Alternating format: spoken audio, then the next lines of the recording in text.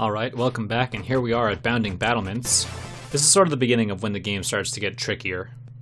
You're also going to start noticing a lot more frequently that when King Knight doesn't make a jump, or if a jump is particularly tight, that you're likely to die if you're not careful.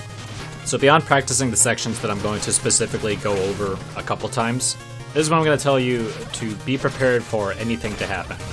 Apart from going over a couple of nuanced tricks, I'm going to remind everyone that some enemies in this game are completely random, and so how you handle that enemy is probably going to determine where you end up being. This last room is particularly egregious if you get screwed by the rats. But hey, if you're close to 2,000 gold when you beat this level, then you're looking pretty good. Although the jump I'm about to show off, this one specifically to get over this spring, this is not a hard jump, but this is an example of what happens if you're caught off guard. You can actually end up bouncing off of that, and if you do, you'll obviously go much higher, so just keep in mind that you're always looking out for, hey, what actually ended up happening versus what I practiced. This next room is another great example of that, because ideally you want to be bouncing off of the 4th spring in this room. That puts you in a pretty good position to roll and just barely make it over the edge here. And you have to do a roll right there because it shrinks King's hurt box, which allows him to actually make it up over the ledge. Otherwise, you might end up with something that looks like this, where instead of making it over this ledge, you end up bonking, and if you're not going to react in time, or if you're not prepared, you end up falling into this pit.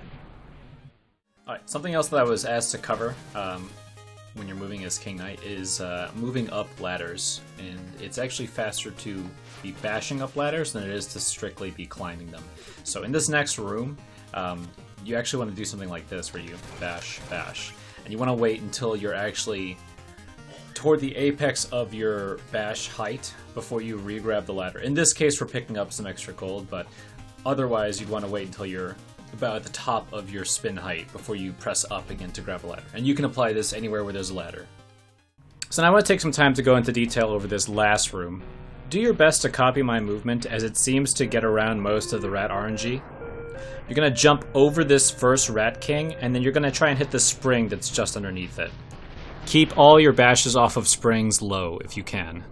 For the second Rat King, make sure you're past it before you bounce, otherwise you'll just bounce up into it. With clean movement, the ball and chain won't be in your way, and you'll be doing a roll from the red gem to the merit medal. That'll let you grab the merit medal before the rat gets in your way, and then from there you'll just be doing short bash rolls from spring to spring. So yeah, here's that last room one more time. Bash, jump, roll, bash, bash, late roll, roll, roll, roll, and then just make your way out.